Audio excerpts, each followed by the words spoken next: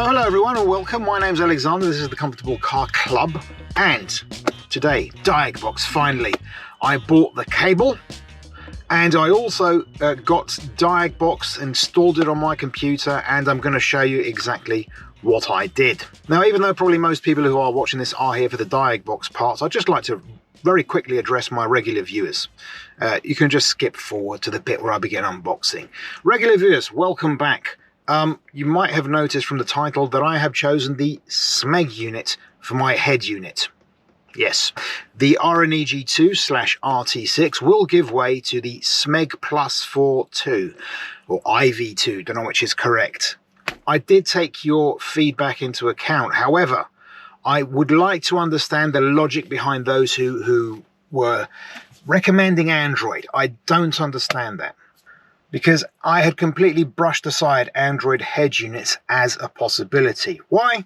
Because of integration. As lovely as they are, there are some things that they don't do as well as factory-fitted options. For example, the steering wheel controls, unless you can map them, they don't work that well. I want the phone button to be that, a phone button. I want the night panel button to work. If it doesn't work, I'm not interested, or at least that interested. And also, for example, the parking sensors in this version, which is far superior to the Android version. The Android had to have a speaker inside the dash. Here the sound comes from the corner where the obstacle is, and there is a different sound from an obstacle in front and an obstacle behind. So that's why I went for a SMEG unit. Anyway, enough of that. Hopefully you haven't gone away and gone and watched something like, I don't know, cats falling downstairs or something like that, and you're still here. So, on to the unboxing. This is how it came. Look at that. Look at the professionalism of that wrapping. Good God, it boggles the mind, doesn't it? There we are. Is it all here? And we have, even look at that, a DVD. And I have no DVD player in my computer, so I'm going to have to get a Diagbox some other way. Now, given that the people, or person, whatever, who sold me the cable only provided it with a DVD, and my laptop doesn't have a DVD player, I was stuck. What was I going to do? But the solution came in one of the comments. Someone suggested PSA-diag.fr, and it seems to be completely legit, and I've used it and it seems to be really good. Allow me to show you. This is the home page. This is a link to where you can buy the actual cable. It says below, by the way, this is in French, but don't worry. It says below, always choose the version that says full chip or full chip LED. Do not use the CD that's supplied, and nor, I believe, the stickers that are inside the CD packet. And this is an alternative link down below to another cable kit. Okay, as for the right hand side, I have no idea what this is, so I'm going to ignore it for now. But you just have to press here, free Diagbox 9 gratuit. Okay, then just click here. It's going to take you to the the mega download page. Don't know what it's called. Download. It's going to ask you if you want it as a zip file. You can say you want it as a zip file. I did that, and it just downloads. There you go. Then in my case, because I'm using Vivaldi browser, it's going to ask me where I want it. So, I don't know, desktop will do. Desktop, down it goes. Then you just extract all and do that. Now, you're going to notice, do you see these icons here? That's because I've already installed it. Basically, I'm just doing this for your benefit. You just have to open this. Click here, and it's going to create run anyway. I did this and it was absolutely fine. Okay, wrong. Don't tell me in English it's different. Copy.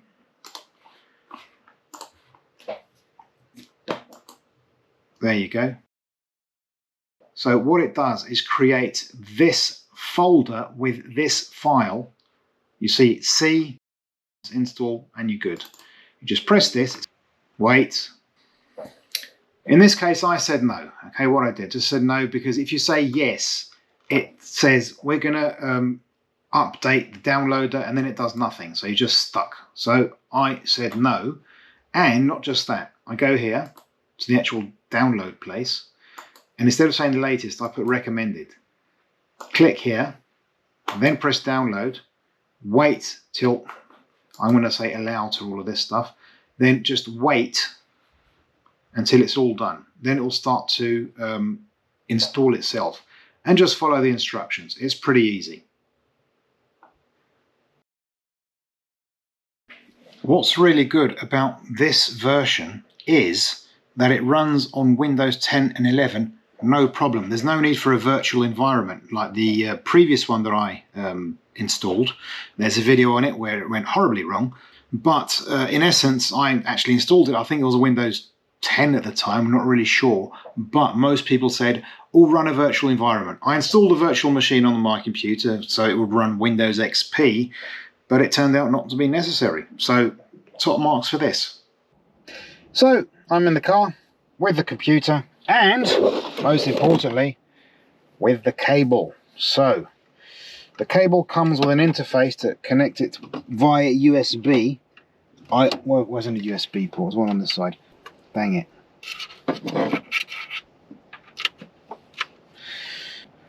I want the LED to flash. Yes, that's it.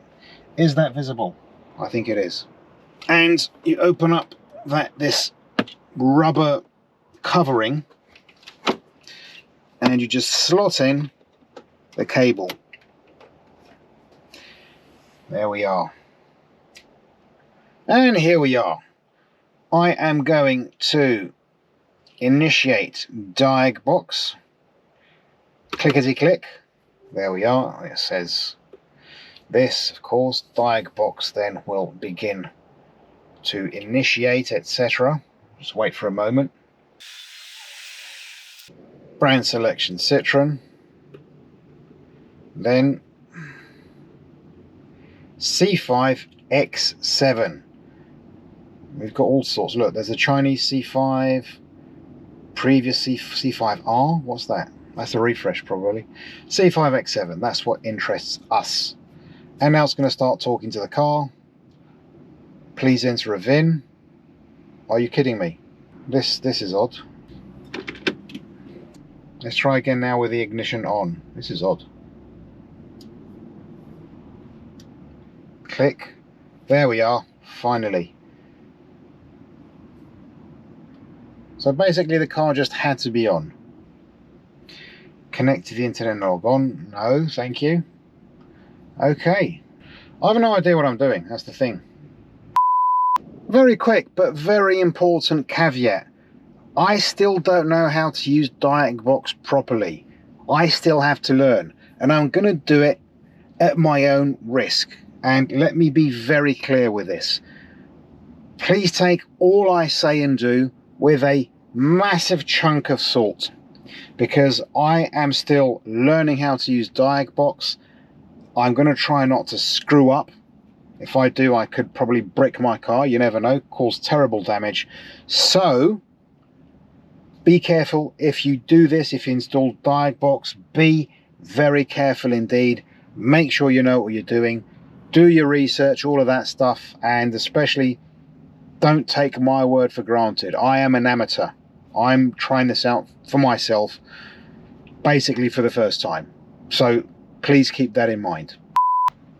Now, I'm going to be honest with you. I did try this off camera first. Return.